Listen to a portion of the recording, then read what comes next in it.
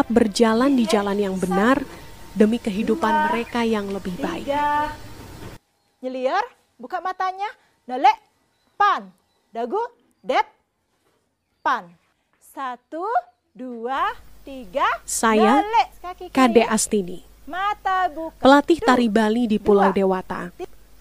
Pulau kecil dengan seni dan budaya tumbuh di hati setiap insannya, di mana tari dan menari telah menjadi bagian dari hidup masyarakatnya. 1, 2, palanya putar, tuh, 2.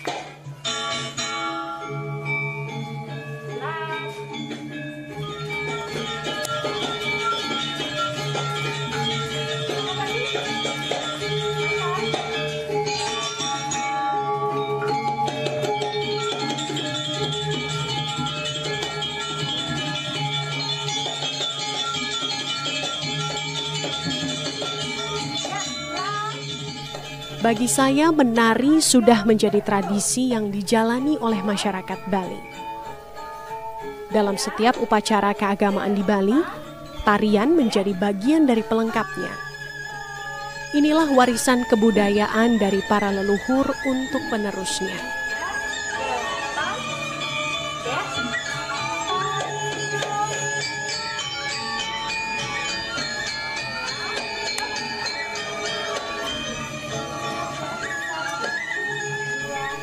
Meski rasanya tradisi ini mulai memudar dari kehidupan anak-anak masa kini, tapi saya beruntung bertemu anak-anak yang gigih berjuang.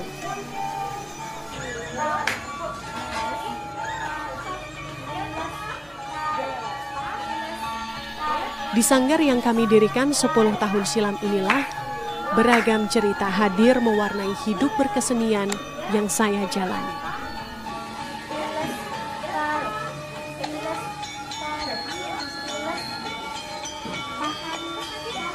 Termasuk keinginan membuka kelas menari untuk anak-anak difabel pun terwujud 2 tahun silam.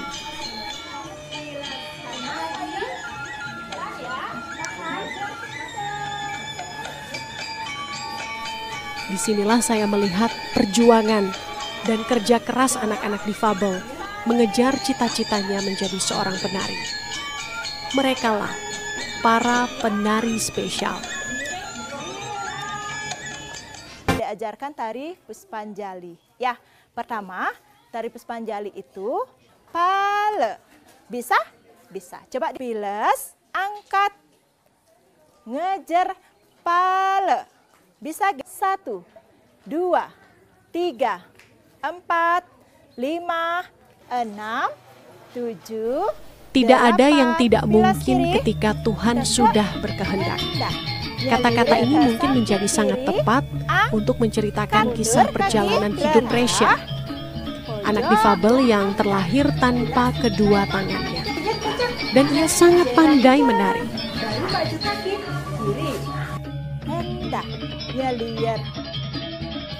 Inilah Gek Resya.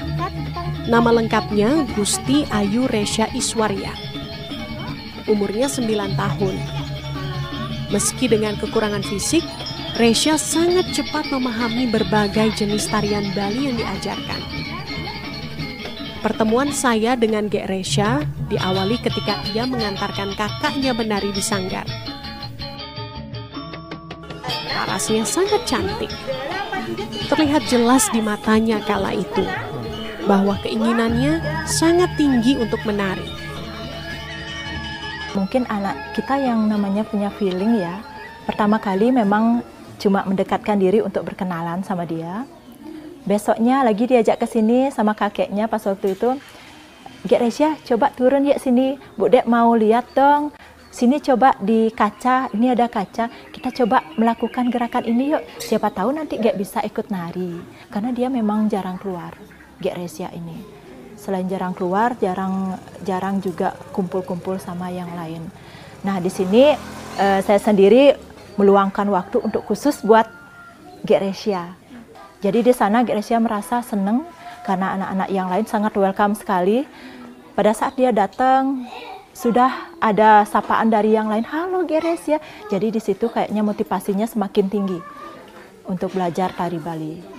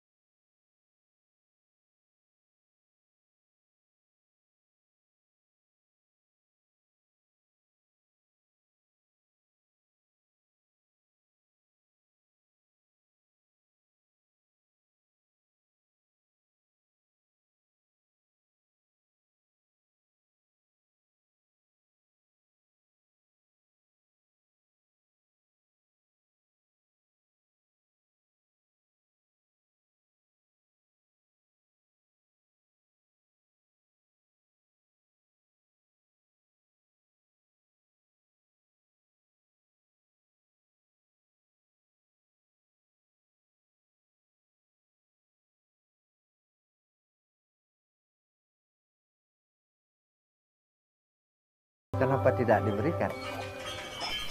Bagi Resya, menari kini adalah dunianya.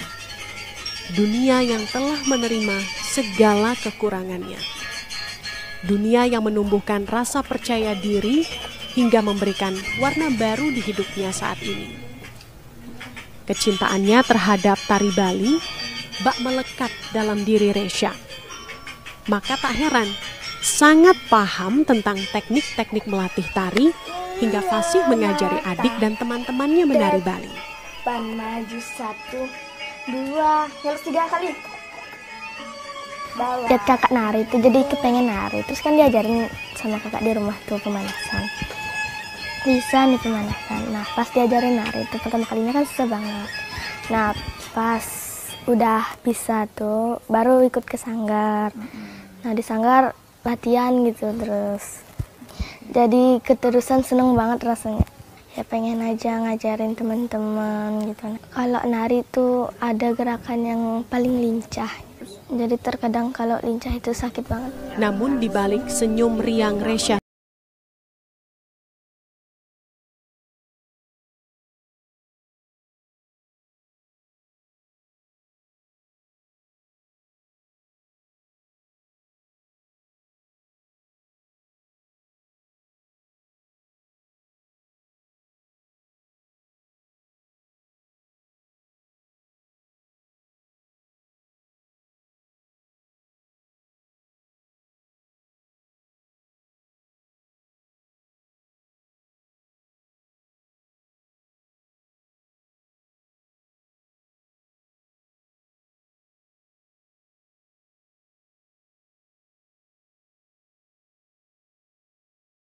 berkarya.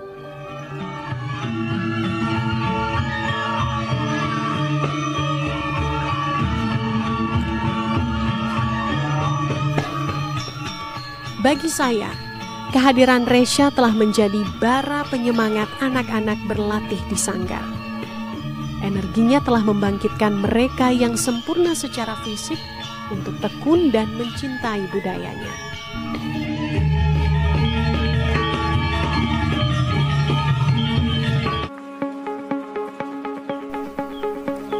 Kata orang, hidup bukan saja tentang menunggu badai, tapi bagaimana menari di tengah hujan.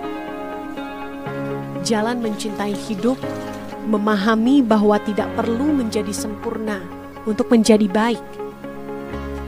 Kata-kata ini mungkin tepat untuk kehidupan yang dijalani Putu Yuni Puspadewi, anak tunagrahita yang sudah 1 tahun lebih bergabung di Sanggar Pradnyaswari.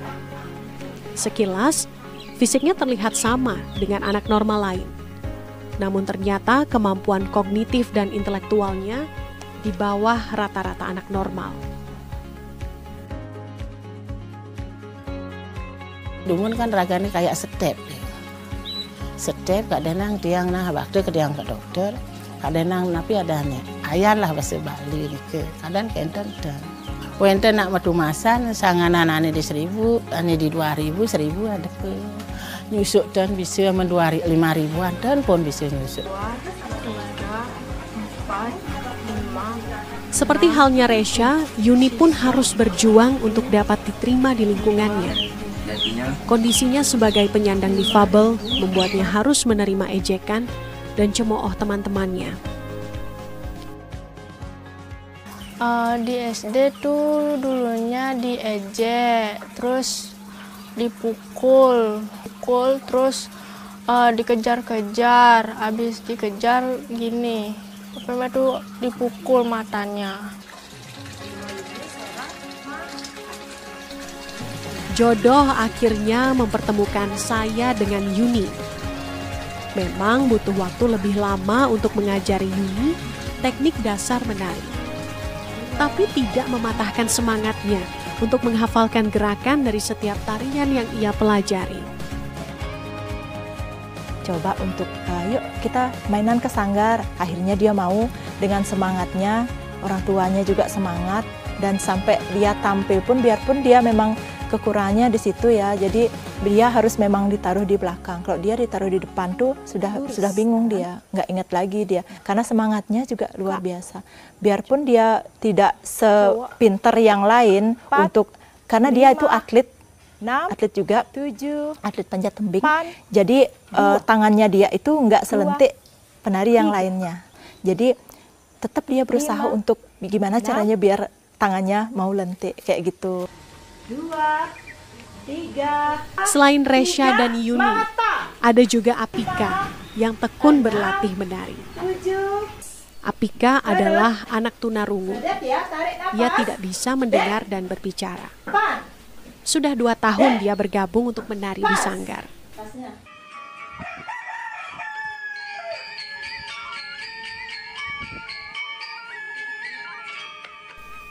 Dari kekurangannya, Apika memang butuh waktu ekstra untuk berlatih. Seperti kali ini, Apika mencoba berlatih menari sendiri di rumah. Dari bantuan video yang saya kirimkan, ia meniru setiap gerakan demi gerakan tari pendek dari layar telepon pintar milik ibunya. Katanya ia sangat senang menari Bali. Dan impiannya adalah menjadi penari, agar bisa tampil menghibur semua orang yang melihatnya. Pernah ngerasa, gimana ntar kalau udah dewasa, soalnya Apika tuh kan perempuan gitu. Nanti gimana pergaulannya gitu, ya merasa ketakutan lah ibu gitu. Apika tuh seneng nari, terus ibu nanya-nanya gitu, di mana orang latihan nari. Terus sekolahnya, gurunya yang gini, menginfokan lewat grup di HP. Kalau ada anak-anak yang mau nari, ya suruh latihan lah di sanggarnya Pernyaan Suari Bu Dek gitu. Menyupport supaya nanti kalau besar lebih pinter menarinya gitu. Menjadi pelatih penari spesial ini memang memacu semangat saya untuk mencari cara yang tepat agar mereka dapat cepat memahami gerakan tari. Saya pun harus belajar membuat sandi-sandi tertentu untuk teman-teman tunarungu untuk setiap gerakan yang ditarikan. Kehadiran anak-anak tunarungu di sanggar secara tidak langsung telah mengajarkan kami memahami bahasa isyarat yang mereka lakukan. Dia posisinya agam kanan. Saya sendiri sih kepingin biar dia tuh lebih simpel aja sebenarnya gerakannya. Dan saya sendiri memperkenalkan dulu bahwa kalau ngegol kita pastikan kita pakai gerakan seperti ini. Itu patokan dari Bu Dek.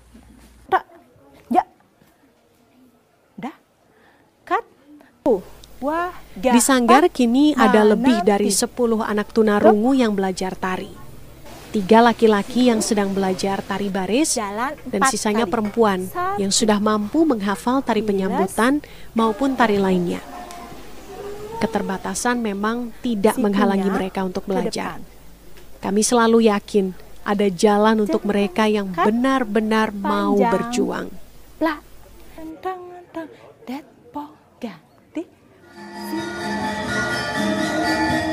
Dari menari, anak-anak difabel ini telah mampu menampilkan dirinya di hadapan banyak orang dari berbagai daerah. Dengan penuh percaya diri, mereka sudah berani mengikuti berbagai ajang dan festival tari. Mereka pun sangat sering diminta untuk menari pada acara-acara penting yang diselenggarakan di berbagai daerah di Indonesia.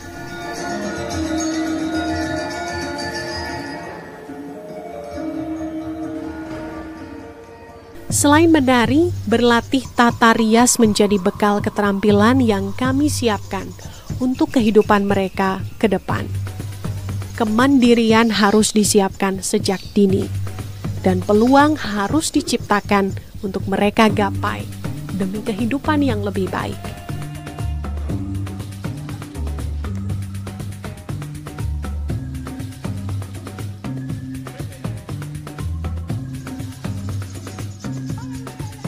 Ketekunan Resya, Apika, Yuni, dan teman-teman difabel di Sanggar mendatangkan kesempatan untuk menunjukkan bakat pada perayaan Hari Disabilitas Internasional yang puncaknya diselenggarakan di Bali.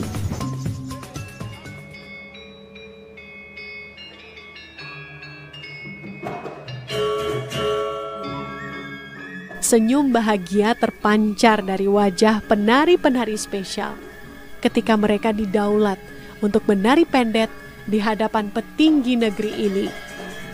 Ada kebanggaan tersirat di hati saya ketika melihat perjuangan mereka untuk menggapai mimpi.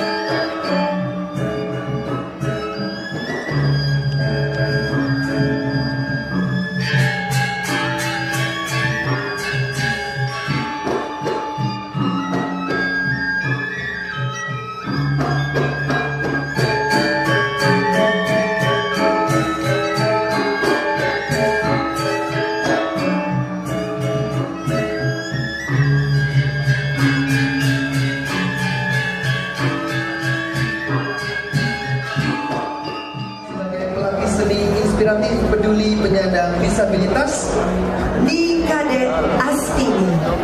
Ajang ini menyadarkan semuanya bahwa anak difabel tidak berjuang sendiri. Ada banyak orang-orang baik yang memberikan kesempatan bagi anak-anak difabel untuk berkreasi dan berinovasi. Kesempatan untuk meraih cita-cita menjadi apapun yang mereka mau sangat terbuka.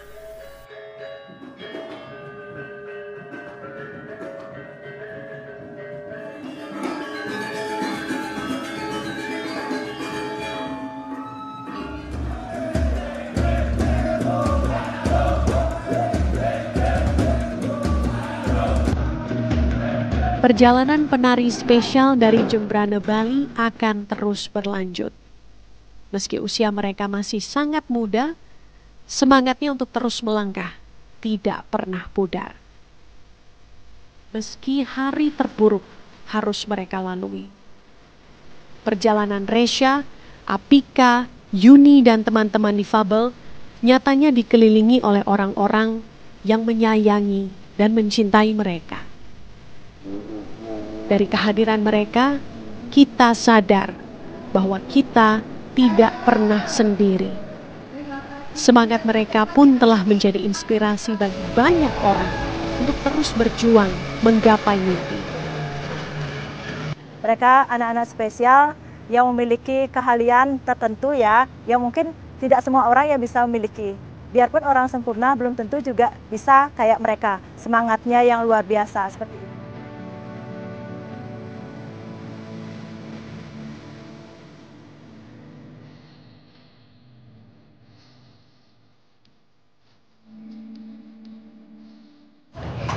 Untuk kakak-kakak yang di luar sana, semangat dan pernah malu. Harus pede.